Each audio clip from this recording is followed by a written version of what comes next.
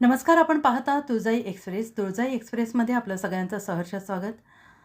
तुगाव येथील बौद्ध तरुण भालचंद्र कांबळे यांच्यावर जातीयवादी गावगुंडांनी केला जीवघेणा हल्ला. शेतात नेऊन हातपाय बांधून द्राक्षाच्या बागेतील लोखंडी पोलाला बांधून केली मारहाण.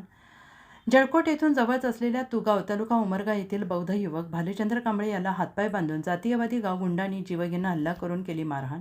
आणि याबाबत प्राप्त माहिती अशी की तुगाव येथील बौद्ध तरुण भालचंद्र कांबळे हा त्याच्या गावातील समाज मंदिरासमोर त्याच्या मित्रांसोबत बोलत उभा होता.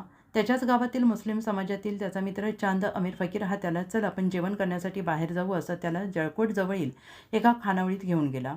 ते दोघेजण जेवण करत असताना काही वेळाने त्याच्या गावातील गावगुंड रोहित दीपक जोमदे आणि पंकज शंकर जोमदे हे पण त्या ठिकाणी आले. ते सर्वजण मिळून जेवण केले.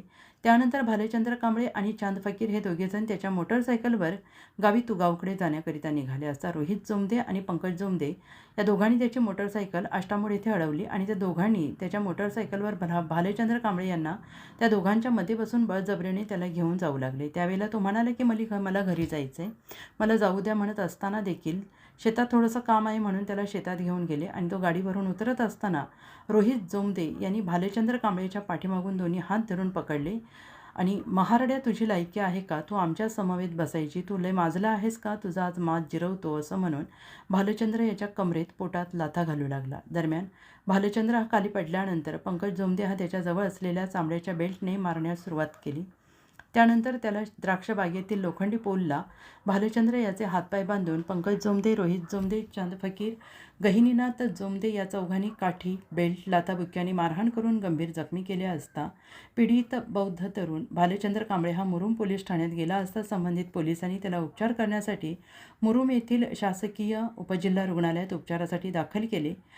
दिनांक 18 मे रोजी दुपारी 4:10 वरील सर्व जातीयवादी गावगुंडांवर गुन्हा रजिस्टर नंबर 134-26 नुसार कलम 118(1), 115(2), 352, 351, 2, 3, 5, 3, 1, R3, 1, S3, 2 यानुसार अनुसूचित जाती आणि अनुसूचित जमाती अत्याचार प्रतिबंधक कायद्यानुसार मुरुम पोलीस ठाण्यात गुन्हा नोंद करण्यात आला आहे. त्या चारपैकी चांद अमीर फकीर यास अटक केली असून बाकी मुख्य आरोपी फरार असल्याचं समजत आहे.